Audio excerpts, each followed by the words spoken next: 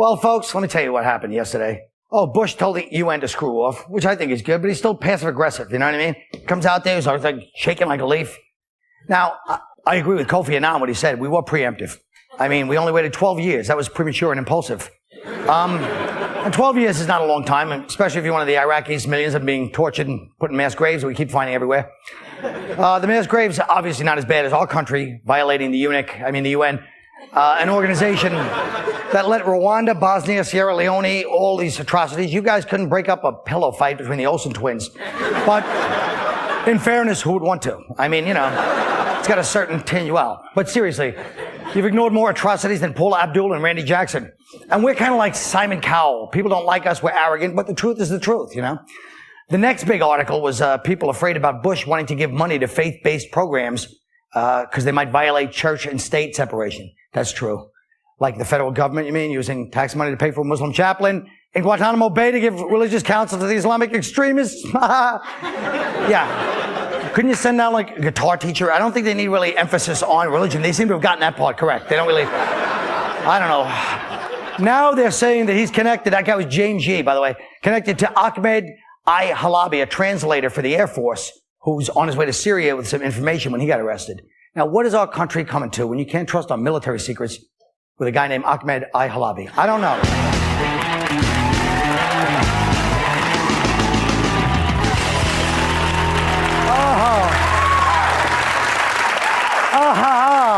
Well, Air Force leaders at the Pentagon have ignored more than 140 sexual assaults on female cadets in the past decade. Maybe they need that Muslim translator to tell them no means no. I don't know. But what do you guys think? Why is this story, what is it that this story took so long to come out, Greg? Probably for the same reason it took us 18 hours to fly back from Guantanamo Bay on our USO tour, which is that the government is military is a giant bureaucratic monster that doesn't move very quickly, and also because a lot of those women were asking for it. Whoa, I see. I think the real disgrace here is that somebody didn't tape it, you know. Cadets Gone Wild. That would be fantastic. He's from Australia. That's how they think. But you know what? We're making such a big deal about it, and it is a big deal, but it's widespread. It's not just the Air Force. It's all the college campuses. And you're not just talking about women. You're talking about, you know, hazing where guys are ramming broomsticks up pledges' butts to get into the fraternity. I think we should, you know. What the hell is it? Well, why is it so prevalent then? Why would that kind of thing exist? I think probably not enough study time. Yeah, to idle hands, the devil's workshop. Richard? I think we live in a very macho culture, and when you're in the military, see what I mean by macho? Rene got me these.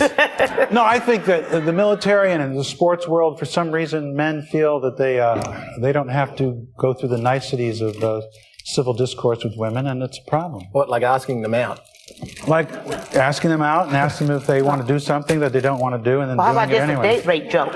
You know, just some date rape drugs. Why not that? I mean, why are they, you know, it's one of those things. But this case in particular was extreme. I mean, we're not just talking about just general sexual harassment. They said 1 out of 5 women in this academy claims, or, you know, says that she was sexually... You look good. This is why I came on this show, because of the serious discussion of our current issues, ladies and gentlemen. But it's a numbers game. He's right. 1 out of 5 is a high percentage. 1 out of 5. I mean, they really... 1 out of 5... 1 out of 5, they should probably... they should get it to like 1 out of 7. That sounds like a better... More than national average? Well, yeah, just more of a... Well, what do you guys think? Don't you think it's a little freaky? 1 out of 5 is a lot. Yeah, but how many women in the Air Force? What are you trying to say? 7 women. Oh, okay. 5 in Australia. Do they still have an army? I like Australia. I'll tell you why. Because they always back us up. That's I know right. they're drunk and they don't know, they're probably in a blackout when they do it, but anytime we have a war, you guys are right there. Do you still wear those crazy hats? Or? Yeah. Isn't rape legal in Australia or something? Everything's legal in Australia. Yeah, it's kind of like it's like the Old West. Yeah, exactly. We ride kangaroos to school, yeah. Oh, brother. Yeah, it's fantastic. That's not true. It is. That's not true. Hey, don't Let me blow my ask you cover. this, but it is like a macho culture, right? They think everything's fruity and it's like 1940, right? Exactly. Yeah, we're not quite that, hip, but we've got a few. It's a cool place. Yeah, it's a cool place. We get tough crowd down there. We do? Yeah. Tough crowd. Tough crowd. A tough crowd. Well, it's a former penal colony. It's a tough audience. Yeah. Some Irish criminals settled down Well, that's there. sort of the difference between us and you. We began as a penal colony and then evolved, and you guys sort of came here as pilgrims and turned into a penal colony. Hey, wait a minute. Whoa. Hey, man, wait a minute. Hey, I did not come here as a pilgrim. My people came as slaves. We worked our way over here, all right? That's true. It was the white people that came for the free ride. Hey. Now listen, the White House has awarded $30 million in grants to religious faith-based programs, okay? Now, is there really a danger? People are having a heart attack. Is there really a danger with this, Rene? Let me ask you. Well, my dad's a Pentecostal preacher. I wouldn't give religious-based people anything because they. I'm sorry. Look at preachers. I mean, at least black preachers. Look how they got nice cars. They got the best cars you ever seen. They wearing Armani suits. They look like holy pimps. I mean, I wouldn't trust them with any kind of money. And they got little slush funds for their baby mama. Yes, they do, Reverend Jesse Jackson. Yes, they do. Now, this is a blatant. This faith-based initiative thing is a blatant violation of the separation of church and state. And I'm all for giving the church money, especially since they've used all theirs on sex abuse litigation. That's right. The coffers are getting a little low. But You're right. it's a blatant violation. And the worst part about it all really is that it shows the way the Bush administration, sort of the arrogant way that it's exercising power, which is they're not even going through Congress. They're just by executive order saying, look, we're now going to use this money to give out federal funds to church institutions, which nobody authorized, nobody voted for. Well, they won't be around much longer. Why don't we give the money? Why don't we just give all the money to the Mormons and teach the kids that polygamy is a good thing? I like the way you think. Right. Again, all I'm saying is this. Look, the bottom line is don't act like in this country's culture, you have a bunch of people that are always willing to go, yeah, those crazy fundamentalists. But then if you say anything about if they weren't crazy. But if you don't say anything about Islam, they go, oh, hey, wait a minute. That's some people's religion. Why don't you stop? That's in bad taste. It's only an isolated few. I'm talking about the media. The whole country's like that. We're not talking about fundamentalist Christians here. We're talking about taking $20 billion in federal funds. Million. No. It's $20 billion. It's $30 million. The $30 million. The $30 million is used for a program to decide to recruit these churches to apply for the $20 billion that's available. So what? Why don't we have government? Why do we have to rely on the churches to do it? Right. Because the church, you guys act like the church has been up to corrupt, because they're the only when you give money to that might actually do some good for poor people. That's why. But what have they done it's with the government's money role. they have? All I'm saying is, I want everyone just to admit one thing. Sure. We're not going to commercial. Admit that as organizations go, most religious organizations do more good than any other stupid fake club organizations around the world. That's a naive, sweeping Folks, if you don't watch commercials today, you won't feel nostalgic when we have a special on commercials 20 years from now. Remember that. We'll be right back.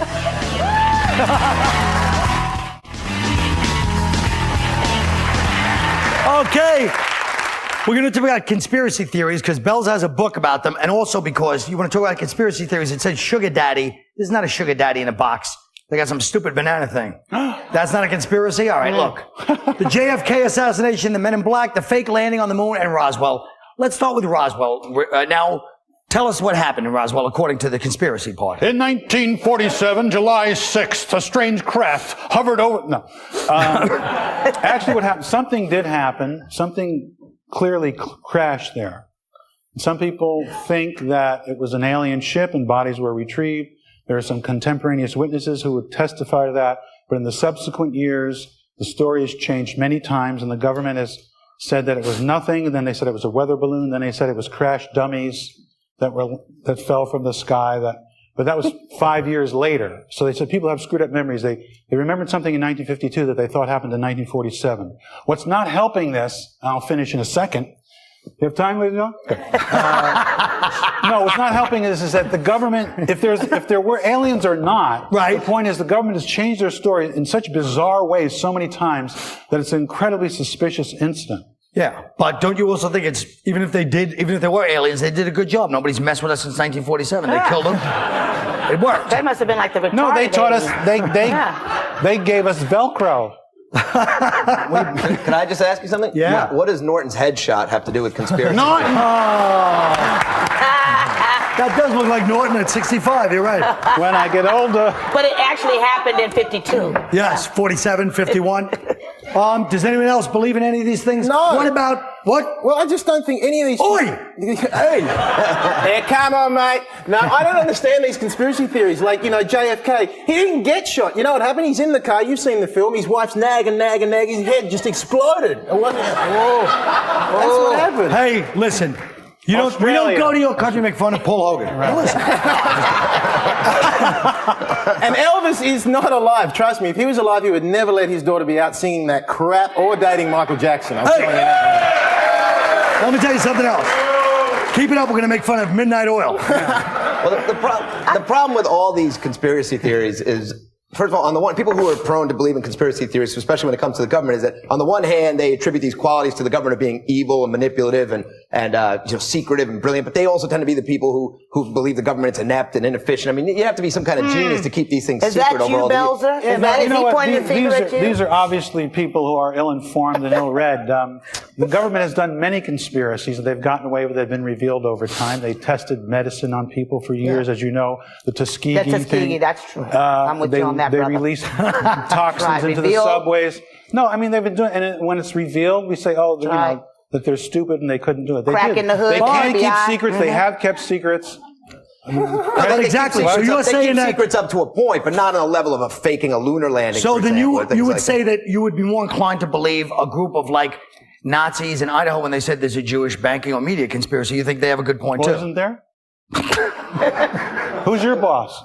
Oh no, you leave Cy Who's out your of this. boss? Leave Cy out of this. Now, But see? wait, the men in black, though. What's wrong with the Jewish people running banking and... The fact of the matter is, Hey, you know what? As long as they get black people loans, hey, let them own the banks. We can care less. I mean, so many of these kind of conspiracies, that, you know, all the UFO stuff. They say, well, these people are kept quiet by these mysterious men in black that show up and Right. And these men in black are supposedly these genius beings, whoever the hell they are. But you know, on the one hand, they supposedly killed Beethoven, and yet Justin Timberlake roams the earth freely. Where's the They justice? like his Where's the music. justice? James, yeah.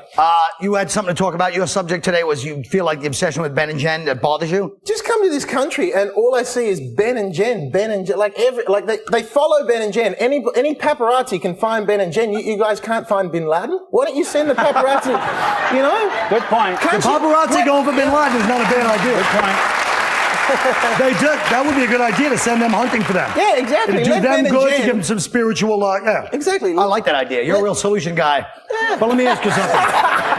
No, I mean that. But That's Well, right. honestly, We can't do all- if either you get Kylie Minogue out of here, or we're going to do it for you. Enough is enough. Listen. Enough is enough. You guys embraced the crocodile hunter and all of these other people, all right? We looked at the crocodile hunter and went, this guy's a lunatic. Get him out of here. And you well, went, wait a no, minute. he's awesome. Wait a second. Wait a minute. We think he's awesome, but he's a lunatic. Every Australian comic I've ever seen has 20-minute crocodile hunter chunk. Oh, they love him. Now, Greg, speaking of overseas action, what about this David Blaine thing? You feel like there's something behind that besides just a... Well, explain what it is for those that don't know. I don't like to waste people's time for this person. Well, it's actually just something that's more amusing me than anything else. It's this David Blaine guy who's a magician. Although this thing that he's hanging himself in a lucite box in London for he plans on making it 44 days without eating. Right. And people are saying, well, that's not really magic, as if the other crap is really magic. But he plans on suspending himself there for 44 days without eating, and the supposedly urbane and sophisticated Brits are pelting him with eggs and hitting him with golf balls. And my favorite thing is there was a guy who actually used a remote control helicopter to fly a cheeseburger right up to his nose. That is pretty cool. Yeah. All right, Renee, let's talk about this Seattle coffee tax. What do you have against it? Are you from Seattle? No, I'm not from Seattle. I'm from San Francisco, but you we like drink coffee as All well. right. But they try to get them to take 10%. The coffee drinkers were supposed to bear the burden for some sort of, money. Education. Well, wait a minute. Why just the coffee drinkers? There are other people who consume addictive substances. Why not the crackheads? Crack babies. We know they got kids. They got crack babies. And it's been shown that the crack babies are going to be stupid. They should be putting it to the pot right now. That's what I think. Don't put all this on the coffee drinkers. That's a good point. Yeah. France. Yes. What's going on? What's with the attitude towards The thing is, he spends a lot of time in France. I have a house in France, and the French. Thank you for your intelligence. Let me respond to that, sir. When the French get up in the morning, the first thing they do with their coffee is they have a drink. They drink alcohol. They go to lunch. They have a 2-hour lunch, and they drink. First, before the dinner, they have the drink, the aperitif. Then they have 3-4 glasses of wine, 5 glasses of wine. Have another drink, then another shooter. Right. By the time they go back to work, they're so f***ed up they don't know where they are. Why do we care what they say? They're drunk. It's true. But the best scenery, the best food, the art. They might want to have time in a drink thing for throwing a shower once in a while. Is all I'm saying, right? No, they are a more sophisticated culture, as they always remind us, and they do have a more sophisticated social safety net, the kind that enables them to go to the Riviera and sun themselves in their ball hugger man thongs while they're old people. While they're old people at home frying. That's true. Not only poor old people in France. Mon Dieu. Qu'est-ce que vous êtes? I don't know. We're just Well, thinning. They're that just was a thinning the visual I herd. could've They're done. just thinning the herd. I'm just gonna tell you Folks, that what right separates us from animals is they don't have to watch commercials. Stay human and watch these. We'll be right back.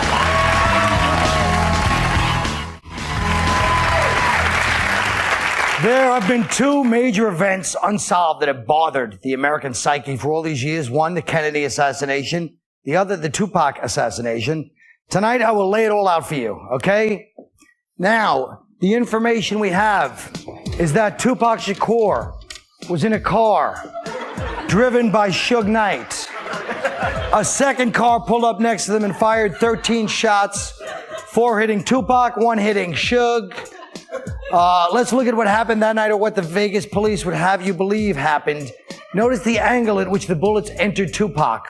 The first one hit his right hand, then one in the right hip, the right thigh. The bullet that killed him, the right chest, near the armpit. Funny, isn't it?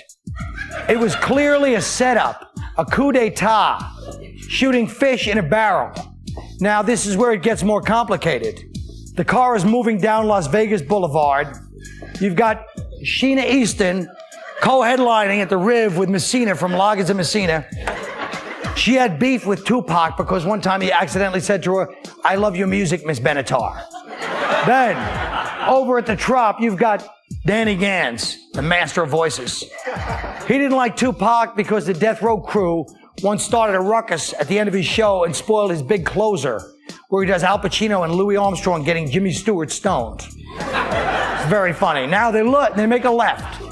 Right before the gunman pulls up, what the police don't want you to know is that Siegfried and Roy had just had a nasty fight over a Guatemalan busboy from the $1.99 buffet. Siegfried chased him down out of Caesars with an angry tiger that Roy had gotten fired for irritable bowel syndrome in '98. Apparently the tiger was scraping his butt across the floor when Roy would be trying to do the fire hoop. Well, let's look at the witnesses in Vegas that night. You got the fat lady from Wisconsin standing in front of Circus, wearing acid-wash jeans and a Camp Beverly Hills sweatshirt. 97, you know. 2 Tulsa salesmen in a rented Sebring fighting with a Rastafarian in front of the Luxor. Typical Vegas night. So I guess we'll never know what happened that night. We'll never solve Tupac's murder. And the Guatemalan busboy will never find out how he woke up that morning in Caesar's Fountain wearing a Tony the Tiger mask, naked, tied up with a silver lame German blood sausage stuffed up his butt, and a tattoo on the small of his back that said Deutschland über alles. But I guess it's true what the commercial says about Vegas. What happens there stays there. Or as that Guatemalan busboy would say, it's great.